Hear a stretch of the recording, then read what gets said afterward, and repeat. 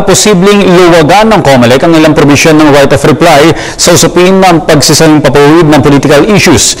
Ito ay bagong paliwanag ng COMELEC matapos ang unang deklarasyon ni Chairman Sixto Brillantes na maring malagay sa panganib ang prangkisa ng media networks na magkakaroon ng problema sa nasabing patakaran.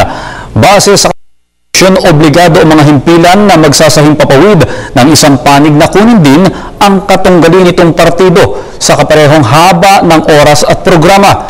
Pero para naman sa kapisanan ng mga broadcasters ng Pilipinas, mabusising trabaho ito na mahirap tutukan lalo't hindi naman kontrolado ng isang network ang bawat katagang sasabihin ng mga bumibili ng airtime.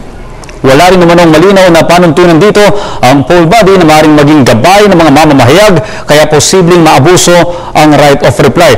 Tulad na lamang ng paggawa ng sariling issue para lamang pag-usapan at makalibre ng oras ng pagsasahing papawid bilang bahagi ng kanilang kampanya. Pero para kay Brillantes, kailangan talaga ang right of reply para magkaroon ng pantay na playing field ang mga tumatakbo para sa 2013 midterm elections.